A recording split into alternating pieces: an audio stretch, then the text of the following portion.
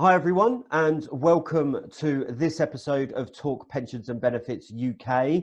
I'm joined for this episode by Duncan Brown. Duncan is the head of group pensions and HR systems at IMI. I love the wave. I think we've got to make some kind of wave or gesture to acknowledge that we're here nowadays. But yeah, great to have Duncan on board. Duncan, thank you for joining us. How are things in your world at the moment up there in the Midlands? Yeah, busy. We're tier 3 in terms of what we can and can't do. I've got a child who's in self-isolation, so it's an interesting life. But on the other hand, I'm spending most of my time in the study on video calls and on the telephone. So it's all slightly weird, and I've climbed all the walls I can in the house several times. But yeah, it's good. Yeah, busy, Good. but yeah, good. Good to hear. You make a great point about the video calls. I feel like I've worn out a set of headphones. The headphones that Samsung gave me with my phone seem to have worn out, and I've had to buy another pair. Don't even know if that's a thing or if I'm just being a bit dramatic, but it does feel like I'm constantly on calls, or I'm listening to something, or I'm editing these or anything like that. But here we are. And yeah, I'm getting really sick of this wallpaper and the view out of our kind of dining room window. I think we're all getting to that point, but it's nearly Christmas, nearly time for a bit of a break. And to our viewers, for anyone who's viewed quite a few of these, and I want to thank you all now. I've had some great messages, some good feedback, some useful feedback as well. So thank you to anyone and everyone who's done that.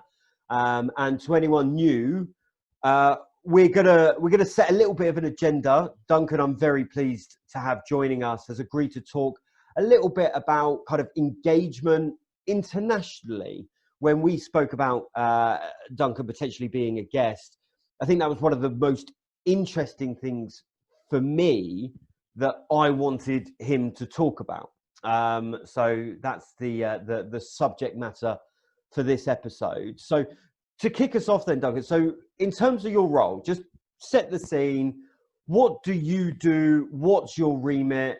Who are IMI to start with? Okay. Well, let's start with who are IMI. The best way that I could describe IMI is valves are us. That's what we do. We make valves. We make valves from very big valves. In fact, I think the biggest valves we make are 100 tons a time, and they go into blast furnaces. And the smallest ones we make are medical valves that go into hearts, and artificial hearts and things like that. Wow.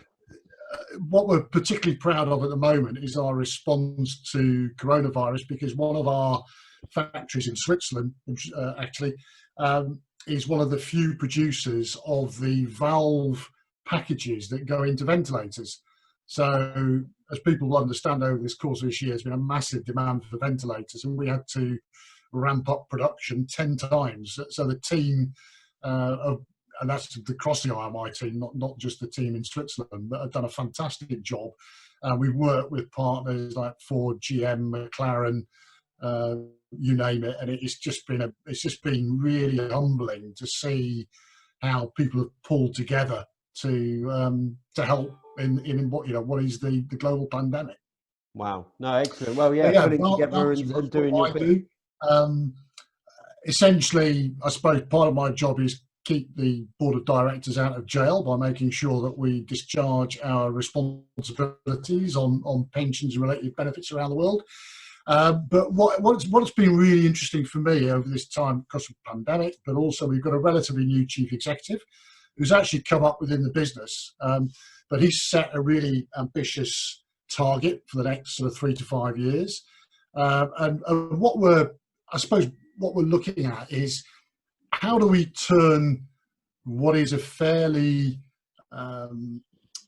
disparate business, because different bits of our business do different things in the valve industry, be it medical, be it industrial automation, be it what we call critical, which is high temperature, high pressure, places like the nuclear industry, things like that. But how do we come together as one big team? Mm-hmm. And what we're trying to do is to get away from this sort of internal business focus, divisional focus, and just try and work together.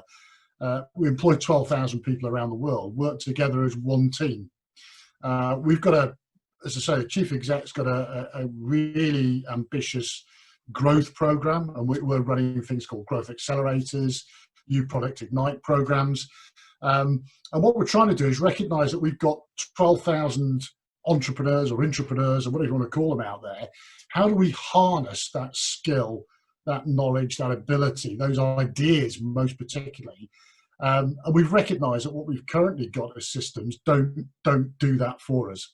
Mm-hmm. So how do we engage with them? How do we get them to talk to us, to give us their ideas, and help the whole business go from strength to strength? So for me, in fact, having a conversation this morning, my challenge is for next year is how do I deliver the platforms that will help us as a business achieve our chief exec's goal, which is breakthrough engineering for a better world. That's our raison d'etre as a business. So how do we deliver that? And it's really fascinating trying to, I suppose, bust a lot of the assumptions that are out there about how we've traditionally communicated. We're an engineering business, so we're not the most avant-garde when it comes to talking to people or rolling out new things to communicate.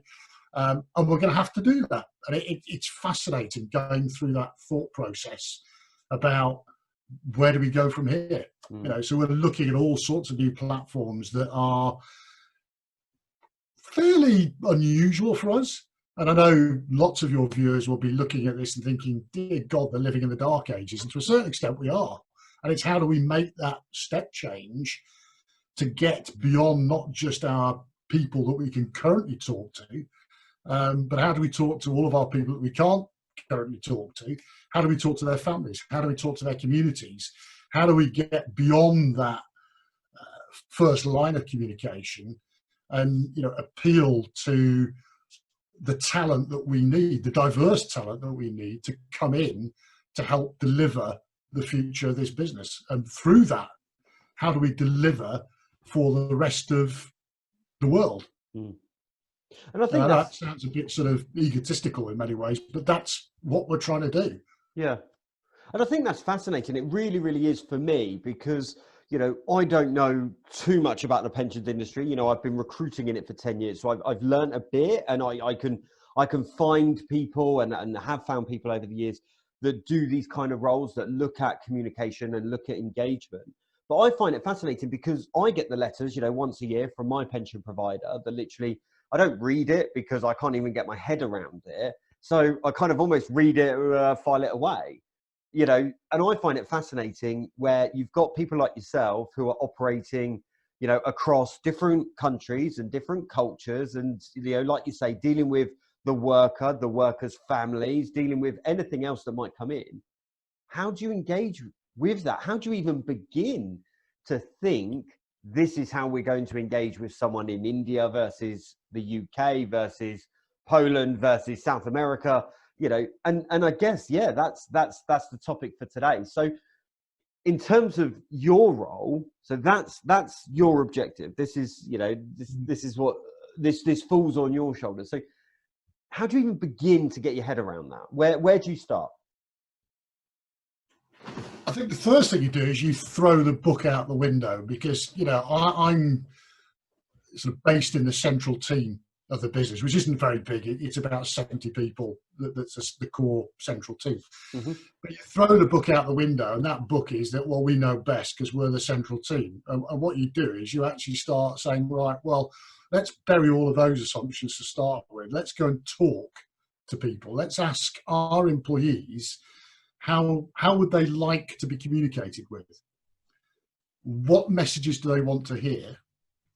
How do they want to engage with us as a business? Because one of the things I have about engagement is that it's a two-way process. And I think traditionally we've always thought about, we call it engagement, but it's really about how do we, and it's not engagement, it's how do we tell our people? How do we direct our people? So it's kind of like, let's stop all that. Let's think about how are we going to build one big team? How are we going to get people to talk to us, to give us their ideas, to tell us what they want to do, make their lives easier? You know, we've run intranets, which they're push tools. They're not pull tools. They don't help you get that two-way conversation going. And how do people live their lives today? And you know, I've got a mobile phone on my desk. In fact, I've got two. One's a work one, but you know, I live my life through applications off my mobile phone. You know, I check my bank on it. I do social media on it. I get my news off it. You know, I talk either through some sort of WhatsApp style facility with people. I exchange messages like that. I don't do it through a laptop, which is what's, you know, I'm talking to you off now. I don't do that. Yeah, I use email for work, but even email is now, you know, in my view, outdated. We need to think about how we change the way we communicate. I saw some staggering statistics recently from one of our divisions talking about the carbon footprint just through email. Right? Cool. It's, and I can't remember the numbers. I can find them out, and if we want to put them on later, that's absolutely fine. But it was staggering.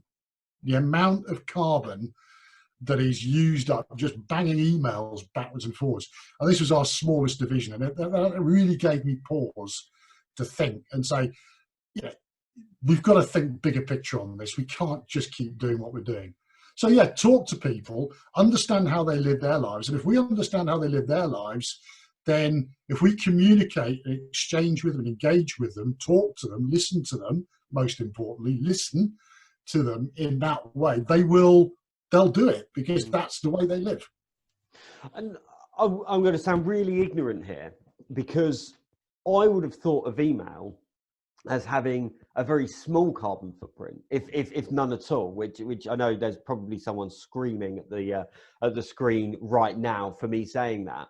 But we had it in our house a little while back. We got a letter, and it was from, you know, the NHS about the flu vaccine for my wife, and they've actually put on, you know, great massive letters saying, help save us however many millions of pounds a year in postage costs by, you know, downloading an app. And my wife was actually sat there going, I've already done this. I've done this, you know, 2, 3, 4 times. You know, I've done it, you know, we've got it for the kids. We've got it through the doctors. The doctors have got a community. So yeah, you know, someone somewhere is blowing all this cash and like you say, you know, the environmental ramifications as well, for not taking a step back and, like you say, engaging with their audience. How do you want to be communicated with? And I think, you know, probably 9 times out of 10, people would say, well, on my mobile phone, because that's where I live my life. You know, it's like you say, it's got everything on it.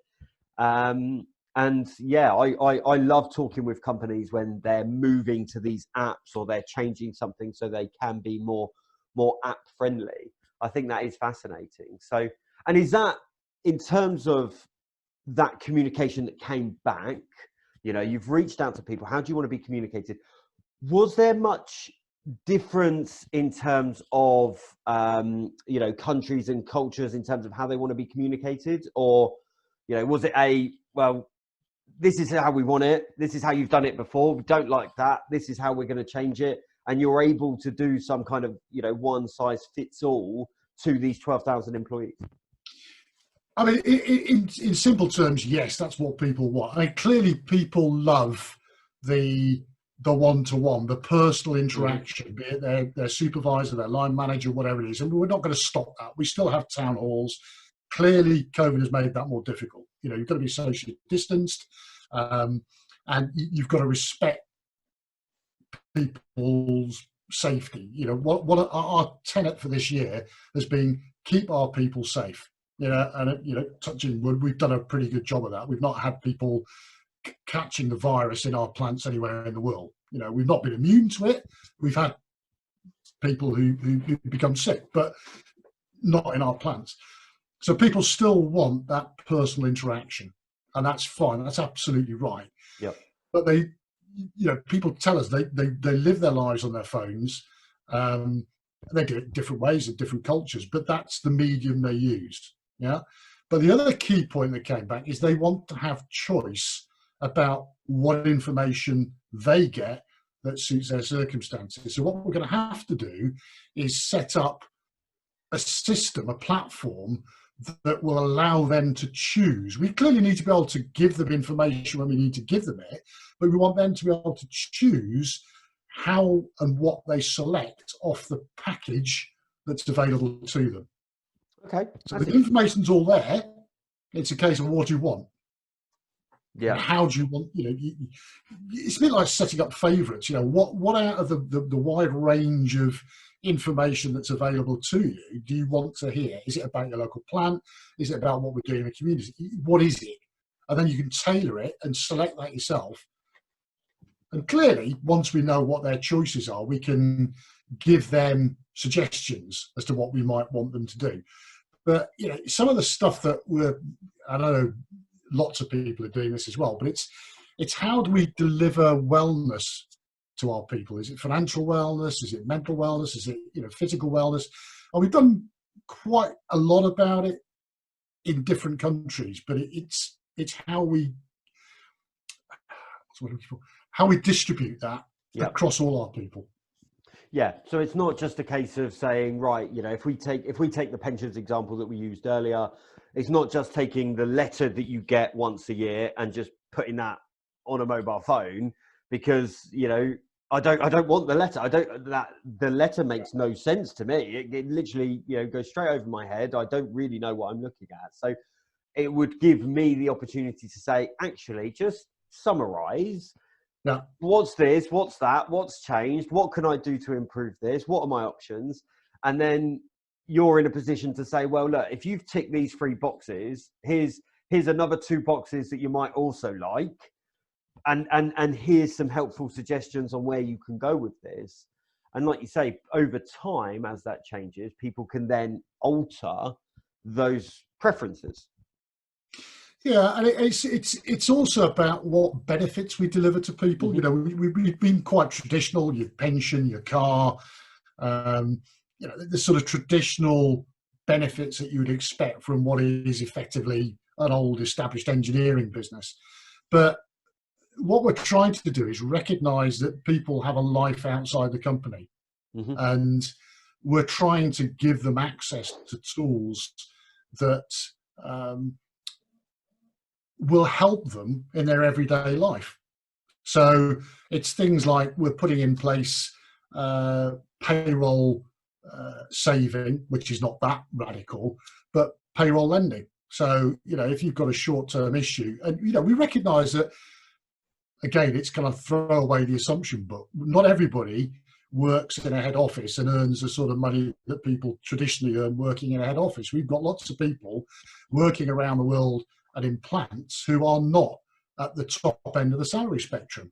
And, without getting into being offensive that some of your clients may be in this line of work, but, if we can offer somebody a facility whereby perhaps they can have some short-term borrowing that eases them over Christmas or a financial crisis, the boiler blows up, or whatever it is, without having to get involved in, if I use the term, payday lending, then actually that's got to be beneficial for the individual, but that also feeds back into the business. There's all sorts of academic research that shows, if you've got an employee who is not struggling with financial stress, then they're going to be much more productive at work. Yeah, and that's and like you say, that pays back kind of 2, 3, 4-fold, because absolutely, they're more like, they're going to be more productive. Dare I say, they're going to be more engaged and more loyal. And, you haven't got someone then with all the mental well-being stresses that come with struggling to pay for a new boiler, struggling to pay for, medical care, or, even just Christmas, so being able to offer that is one thing, but telling people that we offer that, and here's how you can engage with it, that's another thing, because that could be really, really beneficial for some people. Yeah, and it's respecting people's personal privacy, because what we don't want to do is to set up a system like that you've got to go to HR and talk to HR about. You've got to be able to do it in the privacy of your own home, directly with the organisation that is going to facilitate that loan for you, as an example. You know, it's a personal thing, and you don't want people to have to be embarrassed by having to trek into HR and say, "Can I do this, please?" You know, Yeah. it's just not. It's not right. That's very antiquated, isn't it? Well, it is The thing antiquated. It with doesn't. you know, if you need to take leave for sickness or parental care or whatever it may be, it's that kind of very old school image that comes up in my head of knocking on the personnel door, walking in, having a seat, try to not engage eye contact and ask for a bit of time off or whatever it may be. Yeah. Whereas And it's flexible working. I mean, other organisations have got this already, but again, this is the journey we've been on, and what COVID has demonstrated to us is actually, surprisingly to a lot of people, productivity has gone up with people working from home.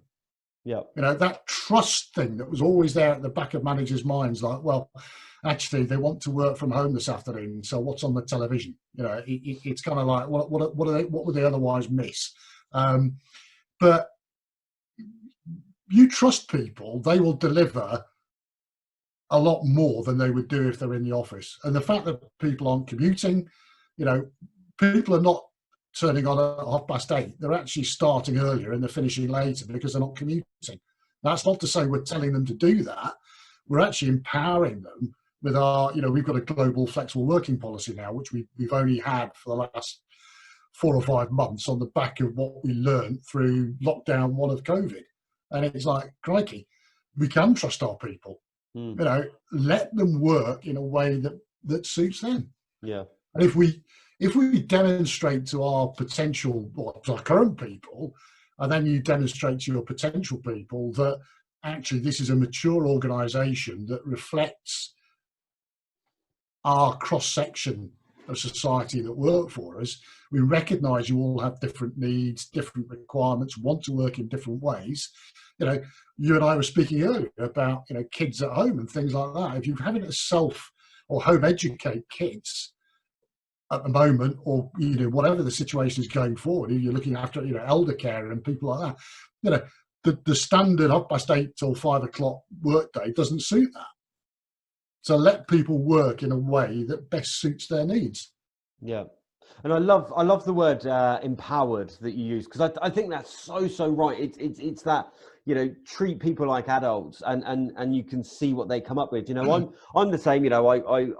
I'm rarely asleep past 6. I'm always up early. I'll have a coffee. I'll start work. I'll happily do a couple of hours work, but then I'll do the school run. Then I'll go for a run. But I'll get a good couple of hours in. If my traditional hours were, say, 8:30 till 6, I'd probably work 6:30 till 8:30. That first 2 hours is probably my most productive. Yeah. Then after 4 o'clock, I've done everything. I'm still available. I've still got access to emails. I've still got my phone on and what have you. But really, I'm not too useful in those final 2 hours. So if anyone wants to say, well, you need to come back in the office and do 8:30 till 6, well, I'm actually losing my 2 best hours, and I'm gaining 2 of my worst. So it's empowering people. And Alexander Lloyd have been fantastic for us. It's empowering people to be able to manage their time. And like you say, with people looking after others, they might do a bit of work, take some time out for a few hours, and then catch up in the evening, catch up on weekends. But if you're doing it from home, you're less fussed about that. Like you say, you haven't got the commute. I think there's some things that we're missing out on. The basic kind of conversations around the water cooler. I think we're all missing out on that a little bit, and maybe some people are feeling quite isolated. But on the whole, I think now that we've got that flexibility, I think everyone, the vast majority of people have proven that they can be productive and be successful having that flexibility. So surely that flexibility's got to stay, right? And the fact that you're doing it on a global scale as a policy, well, you've put your money where your mouth is, and you're actually saying to people, no, we're a grown-up business. This is what we've done. This is how it's worked. We're going to keep doing it. And then word spreads to not only existing staff, but anyone who's potentially wants to join you guys has got in their mind, well, actually, they're going to treat me like a grown-up. So, you know, I'm already It into does, it does work because, you know, like most businesses, we run an annual short survey. And the key question in there is, you know, would you recommend IMI as a place to work to friends and family? Mm-hmm. You know, that's kind of the key question that we ask people. And our scores have gone up this year. You know, and I think one likes to think that's a reflection of the way that we've helped and looked after our people through the crisis.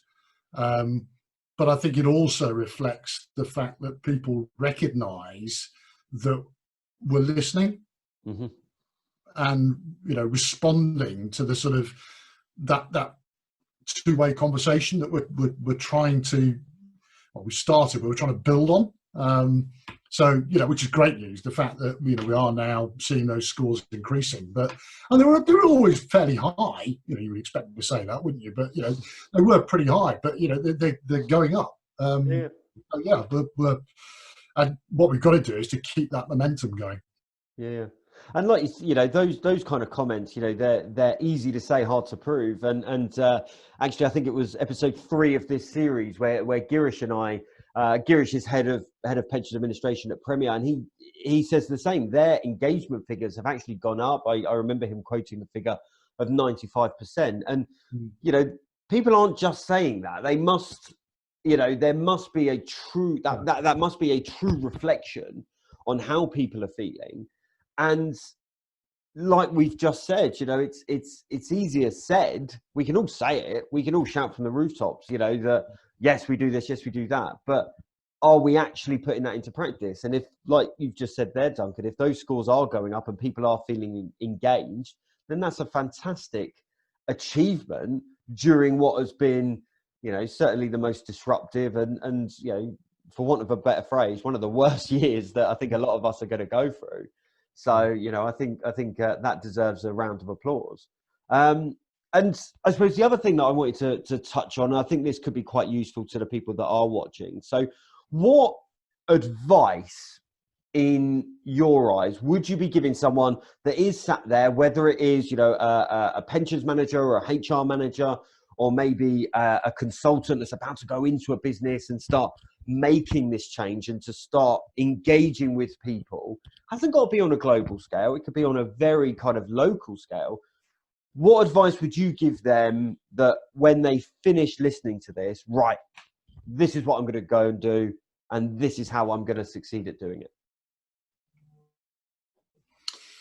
I think the first thing I would say is park your preconceptions. Mm-hmm. Don't assume anything, and go and talk to people, but most importantly, listen. Mm-hmm. Yep.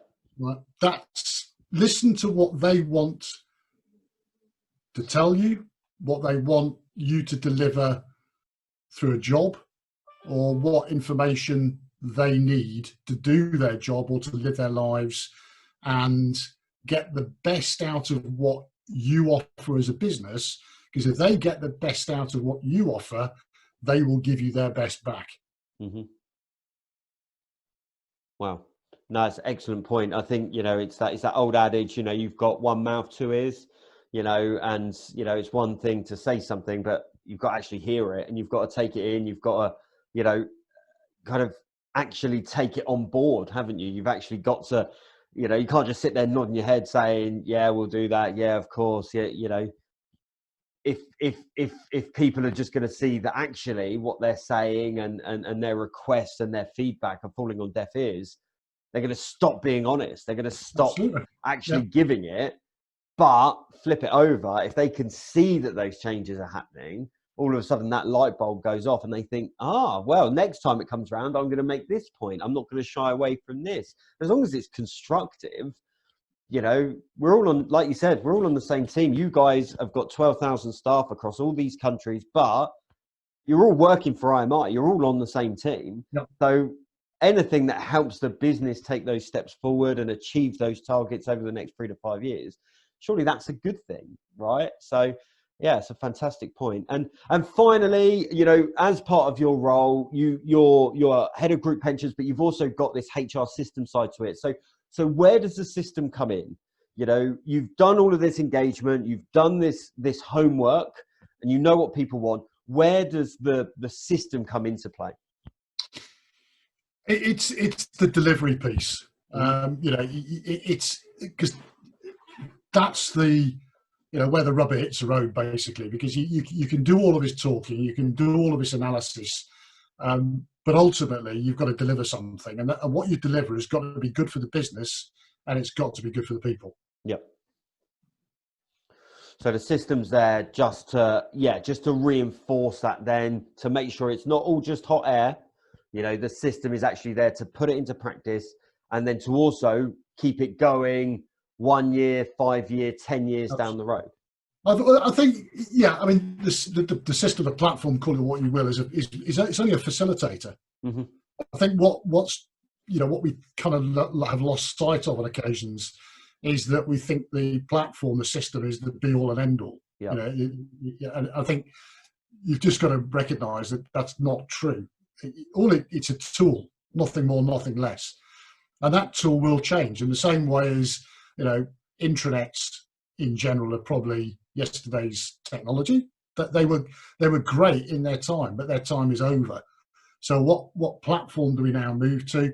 What's the next platform? One of the things we're spending a lot of time as a business thinking about, and I'm sure lots of your clients are as well, is disruptors. What is it that is going to disrupt our business? Yeah. How do we be a disruptor? And the same thing applies with systems and platforms. What's the next disruptor? Yeah. What are we going to move to? What is it that's going to work? You know, we've got a mobile phone. I was talking to someone the other day. They were talking about 6G. Wow. You know, 5G has just been rolled out. 6G apparently will give you the opportunity to see this video call that you and I are going to do in 3D. Wow. It will give us the opportunity to smell and taste an environment over the network. That's kind of, you know, for me, that's pretty mind blowing. But then you've got to say to yourself, well, if that's coming, how do we embrace it? Yeah. How do we use it? How do we adopt it? Yeah. I don't mind saying that. That scares me a little bit. I'm not the most technological person. You know, there's a part of me that would love to go back to a Nokia 3310. It was indestructible. You could play Snake. You could text people. Yeah. What's not to love? But you're right. It's coming whether we like it or not. You know, and it's hopefully we're not going to have any more pandemics. But let's learn from this one so that we know if we do have a disruptor like that again, this is what we can do. It's not ignoring the past. It's not even ignoring the future. It's actually just kind of embracing them. I say to colleagues that, you know, particularly when we're having one of those normal conversations, well, why didn't this happen? You know, and it's kind of like, well, you know, telepathy and mind reading aren't actually on my job description. Yeah. But that said, you know, with what we're talking about with 6G, it's probably, in some guys, you know, without being too facetious, it's not that far away. Yeah. Well, someone's developing it. You know, it's being worked on. Like you say, 5G's just come out. You know, I remember being told, you know, many moons ago, you know, that by the time the first, you know, the updated model of a certain phone or a certain tablet, a certain laptop, video game, whatever, by the time it hits the market, it's already out of date because the new one's being developed, you know. So yeah, 5G's just coming into play, but there are obviously plenty of people waiting for 6G and whatever. It is quite scary, but it's a very valid point. And I think, yeah, it's been excellent to have you on, Duncan. I think you make so many great points in terms of throwing out the rule book, you know, listening to people. If you're going to get that honest feedback, don't throw it away. It's too valuable to throw away. Take it on board. And just because you've got people at opposite ends of the pay scale in different countries, you know, in different cultures, doesn't mean that one view is more valid than the other. We're all on the same team and we all need engaging to know what is available to us. If an individual tells you something, it's important to them, and you owe them the courtesy and the respect to listen to it. Yep. Totally. Absolutely. 100%. Thank you so much for joining me today. It is great to have you on. I know you and I had spoke about this a little while back, and it's great that we've actually been able to record an episode. So I'm really, really glad that you were able to join us today. And to everyone watching and listening, thank you so much. I think this is going to be episode 10, episode 11. So we're getting there with these. And like I said earlier, the comments have been good. The feedback is very, very useful. You know, so if there is anything that needs to be changed, or if there is anyone listening to this that wants to take part, then please give me a shout. But yeah, it's been great listening to you, Duncan, taking all of this on board. Thank you for joining us. Thank you for watching, and we'll see you all soon. Thanks very much, everybody. Bye. Okay.